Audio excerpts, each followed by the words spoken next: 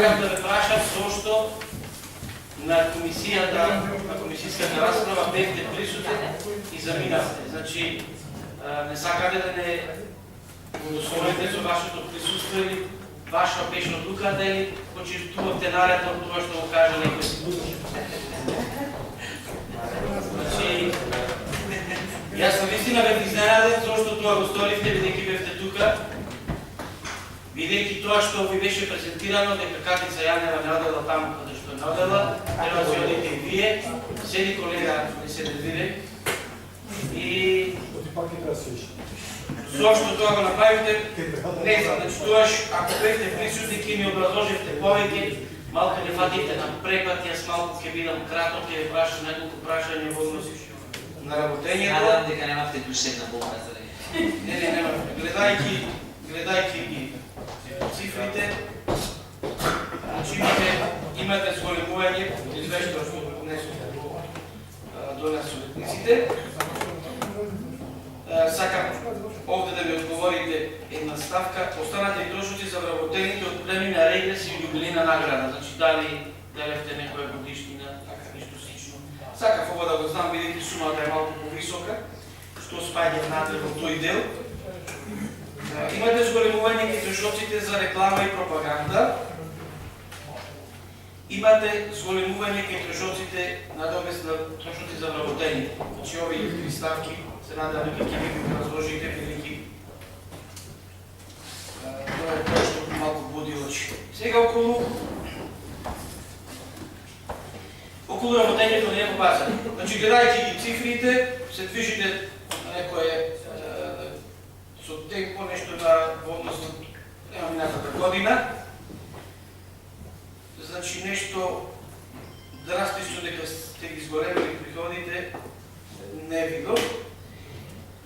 Една работа што сакам да ве прашам, значи најголем процент од парите кои што си ги прибрале од закупнините и завањето на тезги, тој просто таму што го користите во сточното пазариште, сте ги потрошиле за плати и придонеси за плати. Значи 70% приходите ги имате потрошено за плати. Бројот на вработени се движи на некое ниво на минатата година. Имав, ги праша вашето предпоставен, ми кажа дека имате 23 нови, меѓутоа тие се во 2016.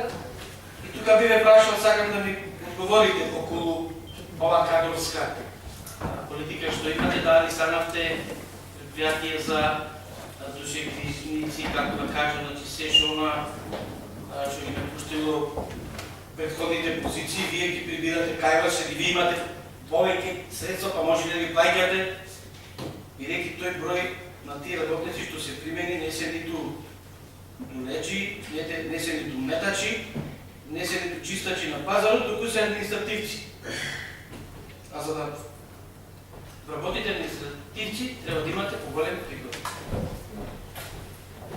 Нешто ни беше објаснато, нешто сакам да ми објасните, кога мислите да почнете со реконструкција на просторот што е пред управната зграда на вашето јавно предпријатие, бидејќи е во катастрофална состојба. Тоа е срам за Битола. Значи неколку пати го имам кажано, срам за Битола, нали сте? Тие луѓе што продаваат ситна стока таму, не личи на ништо. Знаете и самиот, значи да не влегувам во тој дел. Уште една работа што сакам да ве прашам, пред неколку дена, да видов лично, каде што почнавте една акција таму за изградба на нови павилиони. Тој го финансира, кога ќе биде финансиската конструкција, се вас разводот го сакате да ми кажете. И дали парите кои што ги имате како добив во оваа година, кои што не се многу, дел од нив ќе искористите во изградбата на тие павилиони кои што веќе започнат. Не знам што друго би ве прашал, ви кажам, значи, реално дека малку не фативте на препад, тука се моите колеги, надам се нешто